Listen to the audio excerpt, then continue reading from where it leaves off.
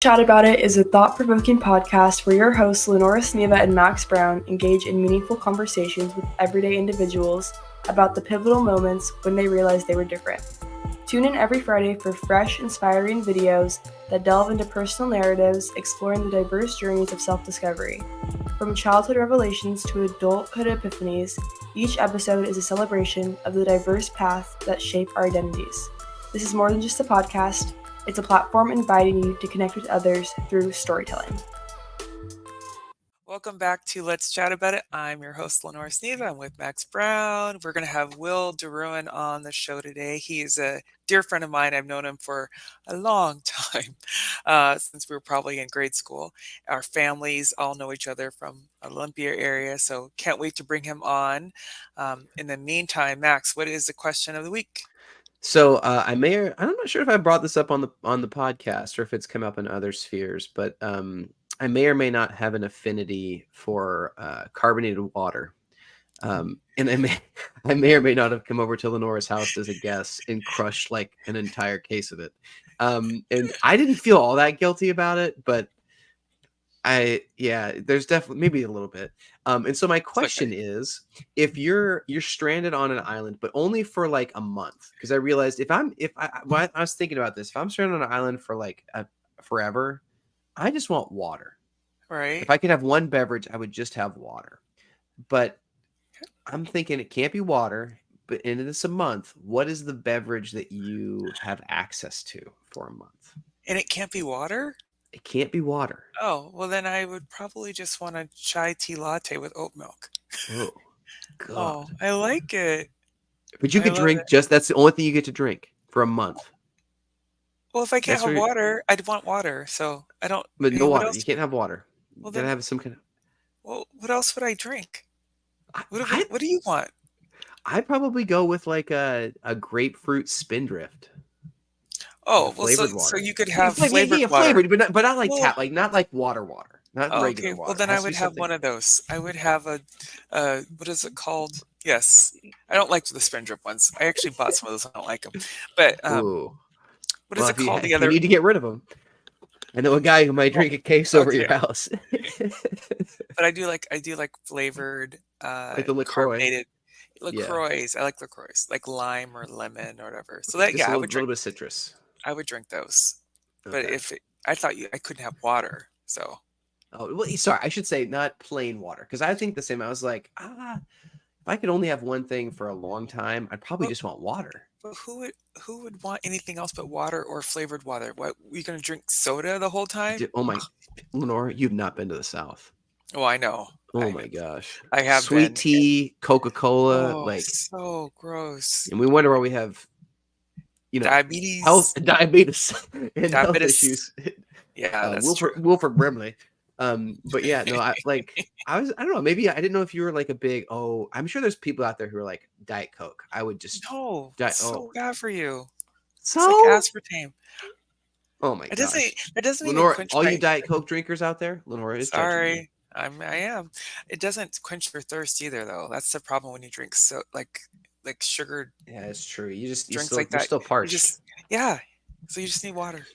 Yeah. Water. It's always water. All right. I think it's time to bring in Will DeRouen. Before the Diet Coke fans boycott this this podcast forever. We're gonna dislike all of our YouTube videos. Sorry. I'm sorry. All right, let's bring Will in. Awesome. All right, so we've got Will here. Can you introduce yourself? Tell us a little bit about you. Hello, and thank you, everybody. My name is Will DeRouen Jr. I've been blessed to be able to come be a part of this right now today. I'm born and raised in Washington State. I'm a father of 5 boys. He already started right there.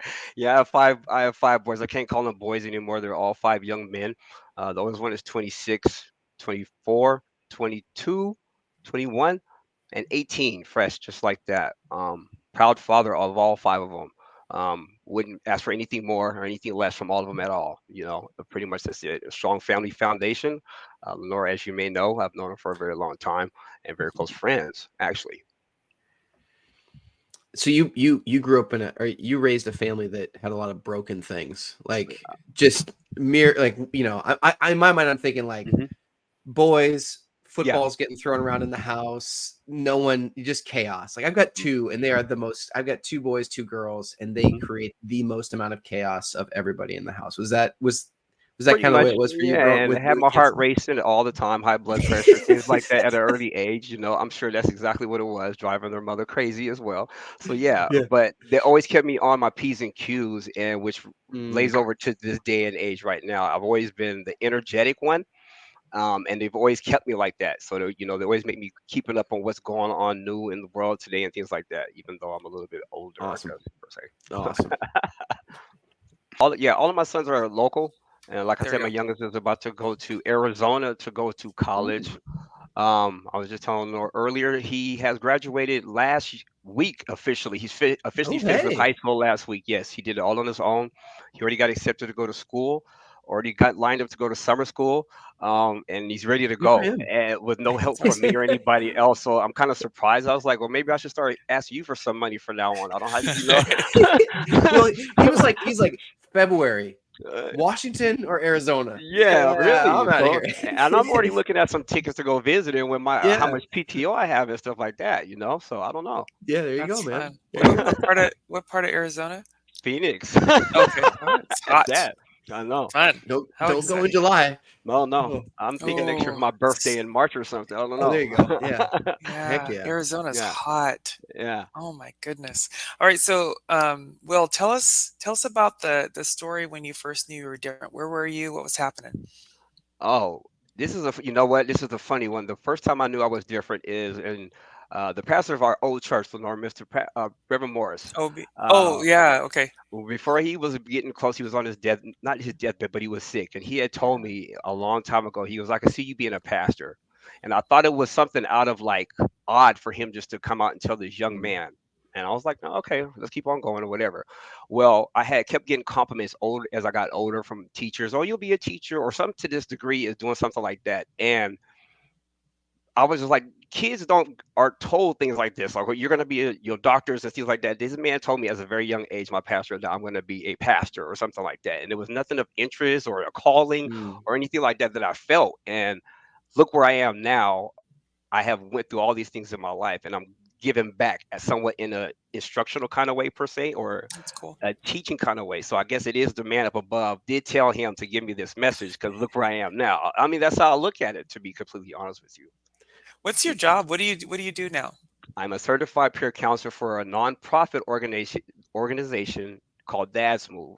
And what we do is our mission is to have fathers have a better role in raising their children who have any behavioral health issues, through educational support, group effort, peer support, and advocacy. Cool. Awesome. That's really So- cool. Well, how old were you when your pastor kind of told you, hey, I have a beautiful plan for your life? When was how old were you Man, then? I was like in the 7th or 8th grade. Oh, That's wow. that's the thing. And when you're 7th or 8th grade, you're pretty much not thinking about, okay, well, this is what I'm going to No. do in life. I'm more or less like, I'm going to go outside, play basketball, things like that. That was at least the concerns in my mind. But for him to tell me that, I was like, okay, another time, another day. But it always stuck in Yeah. my mind. It always kind of stuck in my mind.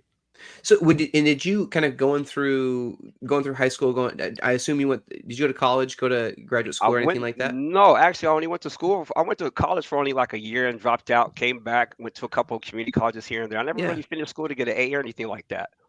So what was it kind of the career? I guess I'm kind of thinking through, like, as you progressed in your career and your education, where was that in the back of your mind or maybe not at all, as you're kind of moving toward where you are today? Here's another part of our story. I got incarcerated.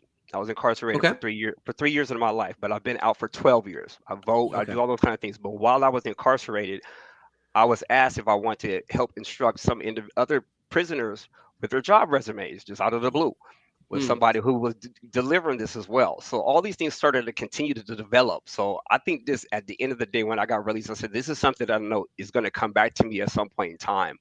That I'm gonna fill the shoes that was told what I'm gonna do for a very long time. Very cool. Very cool. So after you got out, was that when you started, or how long have you been in a peer counselor role since with Dad's Move? Because I know, like, the nonprofit's been around for like 10, 15 years. Is that about right? Yeah. I Okay. have been. I had my 1 year anniversary about 3 weeks ago, actually. Awesome. Very cool. Yeah, I just been doing it but I have this drive, and I feel like I've been doing it for years. So I think the Awesome. kind of things that I do when I talk to people, I'm the enthusiastic one from sun up to sundown. Then I'm done. I'm a video game or something like that. But always trying to give out and try to give instruction or pushing my button on my computer for some outreach or some networking or something Yeah. like that. You know. Yeah. And oh, go ahead, Lenore. You got it. Well, I was just thinking about growing up in Olympia because we all grew up in Yeah. Olympia. Is there any other times where you felt different?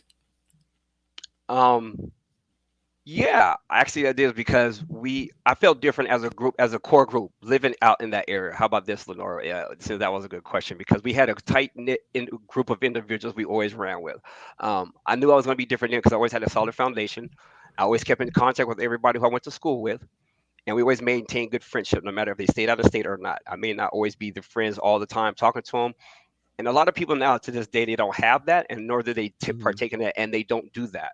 um I'll never brush anybody underneath the bridge, and I'm always one to always keep giving and keep giving and keep giving. And a lot of males right now, they get irritated about something. They say, okay, I'm done. I don't want to help you out no more. I don't want to do that. Mm, I'll just keep going and going and going and going because eventually it's going to come back to me. You know, you reap what you sow is what I was always Mhm. taught and told.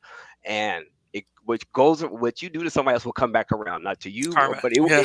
I'm telling, it may not come back to you, but it will come back sooner or later. It'll affect you to some point in time. I believe in Mhm. it wholeheartedly. I really do. Awesome. That's cool. That's a good outlook. I love it. Yeah. So when did you know that this was kind of the path for you? Um, when I first started, this was Yeah. after I got this job. I just when I got hired to do this job, and I went to and my boss just came to me and he started saying the different kinds of roles that we have and things that we do.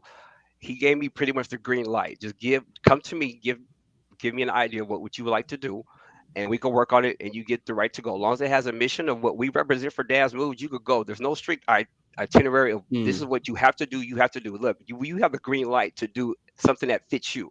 So with me, I represent the BIPOC community. I help out with the BIPOC community.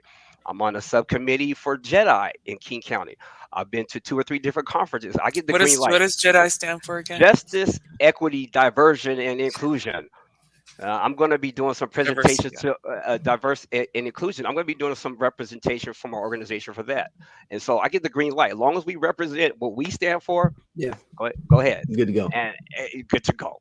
And I love it to death. And there's nothing more better than do it to help people doing that. And especially for fathers, because I will never take nothing away from mothers. Mhm. They do plenty for children, but fathers are always put on the back burner, and they're not given a lot of help, assistance, outreach, resources, or even a shoulder to cry on, Mm. and they deserve it. And there's a lot more males to this day and age. I finding out now that they want to be more involved in their children's lives. Hmm. That's really good. Well, I'm super curious. Like you get the green light. What does a day in the life of Will look like when you're working with the community? What's it kind of look like? I usually get up, check my emails first thing in the morning, something like that. But I usually have an outreach. I do at least 2 to 3 outreaches a day or something. Contact somebody I may have met at a conference maybe 6 months ago, Hmm. or check on somebody who I have on my caseload to see how they're doing, or work on my presentation, or sit on my computer and get on one of these webinars and learn something else again about another about another topics or subject matter. Yeah. I do that Awesome. quite a bit. Yeah.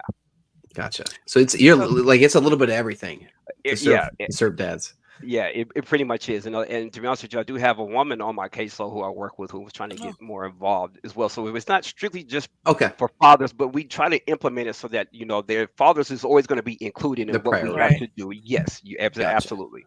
Awesome. So raising 5 boys, like I can't even think about it. But Oh, the smells. The smells. oh Oh my gosh. yeah, Oh, yeah, yeah. boys are stinky. Oh yeah. What kind of advice or what kind of advice do you give them? I know they're adults now, so they're all older, but um, what kind of things do you say to them now versus when they were younger? You know what I mean? Like it's just the conversation changes. our conversations actually with my children have with all my boys have been the same. They always listen to me Mm. and they respect me. But one thing I told them, I will not pass the baton of any kind of negativity that was passed to me Mm, um, from Mm. anybody. So whatever mistakes that I think I have seen, it could be from my father, my mother, anybody, I will not pass it to my children. And and it has developed to the point that we have such a good enough communication skills that they could come and we just talk like we're buddy buddy, but they will respect me because I'm their father.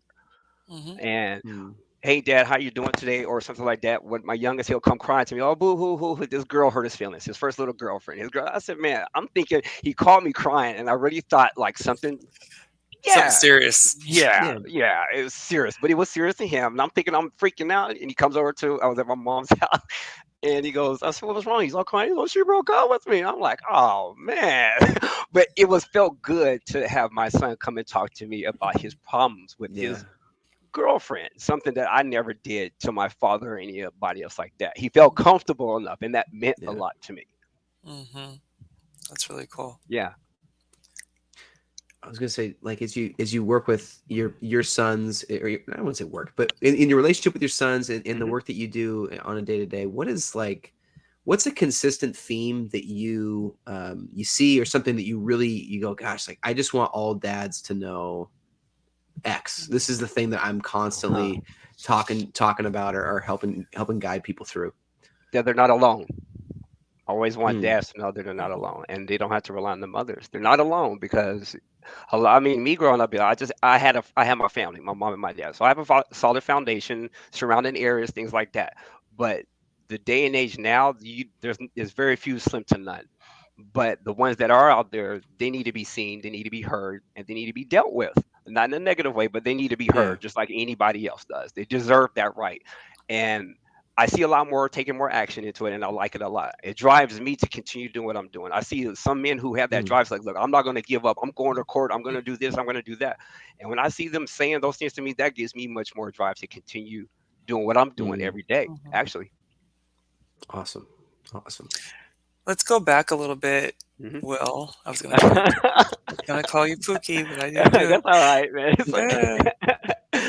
So, I heard you say that you were incarcerated. Yes. Do you ever go back and work with people that are incarcerated? Is there any kind of programs that you are interested in, or anything that you do to kind of connect with people? Good question. Here's a great question, and I love this one because at the end of the day, right now we're working with something, an organization right now, and I may be one of the ones who may be able to get in and go back and do that. Mm. So that's in the works, and that's what I want. That'll be my calling. If I could get that call right there, forget every. I mean, I'm not gonna say forget everything else. That's gonna be the one for me because that's where I have the drive at right there. No, to answer your question, I haven't had the opportunity, but I want to, and Mhm. I'm gonna claim it. I know it's gonna come to me, so I'm not tripping on that. What do you want to say to people that? What do you want to say? What's going to be your message, you think, when you get into the prison system again and have an opportunity to talk to people? What do you want to say? I want to tell them to look at me, and they may take me just an average person just walking in to give them some instruction, but look at me, it's doable. 12 years is a long time of being out. Hmm. Mm. The 3 years I did was long. It felt like 12 years. Yeah. Mm. Okay. But once you get out and you take your time and you have a plan and you would take these steps, yes, you may fall down. Just don't make the same mistake twice. Never make the same mistake twice because you're not learning anything. I've learned that as well. But if Mm. you just start you leaving these little baby steps, one at a time, day at a time, or whatever the case may be, it can be done because you're looking at somebody who has did it. Hmm. I fall into two spectrums. Number one, I'm an African American male, and two, I was incarcerated. There's two statistics right there that I have achieved and overcame. Mm. Yeah. Hmm. When you okay, Max, you go. No, well, I was gonna sort of change it because I think one of the things too that's interesting, Will, about the work that you do is, and part of this actually, this is a conversation we had with somebody else recently, but oftentimes people I look at someone like you who is clearly giving back a lot of your time and your energy to people you may never Mm. have long lasting relationships with. It might just be an Mhm. in and out. You might, give them something amazing and that could be the end of it. And oftentimes has forged because it was an example that was set for you. There were people in your life who did that. And I'm just kind of curious if there's anybody that when you kind of when we look back at the life of Will and the Mhm. path that you laid, Are there some specific people, and you kind of mentioned you had a really solid foundation growing up, but are there people that you go, I'm really thankful that I had a chance to stand on their shoulders. These are people that helped me get to where I am today. Maybe share a little bit about who they are and their impact on you. My parents, my godfather, Mr. James Poole. I can Oh even say yeah. I can even say Mr. Shegog, her father, because Mm, I can even say as a whole the Masonic organization that her father and my father belongs to. Because when I was incarcerated, a lot of them came to see me. Mm. mm, So that's called support from within the community of people who aren't my blood relatives, but they're just like I yeah. consider them my relatives. Yeah. I'm going to press into that a little bit, if that's okay. And what was the impact of that? Having folks who weren't, you didn't grow up with, you didn't have it at the holiday parties because they weren't family, but showing up for you during those 3 years when I'm assuming a lot of people also may have written you off. Yeah. What was that? What was the impact of that? Oh, it made my day. It helped me with doing my time. Actually, to be honest with you, because I knew that somebody does still have what they call faith in you, and that they think Mm, and they know that you can still continue to do better. That one mm, mistake, yeah, you did make that mistake, but then doesn't mean like, oh, I made a mistake, I gotta leave you alone, cut you Right. off. yeah. Yeah. That's true friends. That's true family, blood or not. Hmm. Awesome. What would you say to people who are, who may have a connection, a relationship, a connection to someone who is incarcerated? What would your encouragement be to the folks who are connected to those who might be serving time? Just like you, just don't give up on them. And Mm, they do have those down times to where they want to say, oh, I don't want to be dealt with you, or I give up. They have those bad days because looking at just the people of the same sex all the time for 3 years of your life could it get really irritating very, very, very quickly. mm, So to say that is the fact that you could just tell them, look, I know you're having a hard time. I'm here just to listen. That's part of just the whole peer thing, just to have mm, a shoulder just to cry on, and that's what a lot of them just want or need, and probably just ask for, just to be there, just to listen. Write those letters to them gentlemen or whoever, if it's a female who's incarcerated, no matter what they're saying yeah. doesn't make sense. Just write them that letter. It's just a stamp and a piece of paper and a pen and a pencil just to say what's up and how you doing. And it does really mean a lot Yeah. because I know what a lot of the things that I did when I was incarcerated, I journaled a lot and I kept every bit of piece of it while I was there. And the cards Wow. my mom sent me, everything, I kept all of that stuff. It Mm, means a lot. yeah. Yeah. It's actually you kind of what I heard. You didn't say it specifically, but you said it earlier when I said, "Hey, Hmm. what's the theme? What's the thing you want dads to know?" And it's that, like, I see you, that you're Yeah, there, like, you're there. Yeah. You and matter. you matter, and it's Hmm. seems like a mantra for you. Like Yeah, it just kind of exudes out of who you are. Hmm. thank you. Yeah, absolutely. Is there something, Will, that you would say to your old self? So whether it was right before you got locked up, Hmm. or if it was when Pastor Morris said, "Oh, I see you, Uh-huh. son." Yeah. Is there anything any encouraging words that you would say to your former self? Yeah, listen to your mama. I have to laugh at just listen to your mama because They know. listen to your mom because seriously though, as many times as even to this day she may tell me I would like for you to do this. The more you tell your child that or whoever that to do this, they're gonna do the opposite. Of course, Hmm. that's the way of life is. But still, just I should have listened to my mom a long time ago in a Mm, little, maybe in a different more of a magnitude of severity, but listen to her a little bit more. But I didn't, but look where I'm at now. So it's a 50-50 per se. Yeah. I'm at a good place. But yeah, listen yeah. to my mom, and that was a good one. What was? Can you share with us some of the things that she was telling you to do or not do? My mom always was strictly out of high school. Go to school. This is what you're gonna do. Go to school. Right. Everything was panned out. Everything was panned out. Will wasn't ready. Whatever. Okay, do this. Do this. Do this. Do this. Um, Go to school. Have your grades. Make sure your grades is up. Come home from school. Take your clothes off. Do your work. Go back outside. Don't come back home to this. I was on a strict routine for a very, very, very long time. Lenore, you're Yeah. shaking your head, so you know how it was. Yeah. You have a very strict thing, and she's still like that to this day.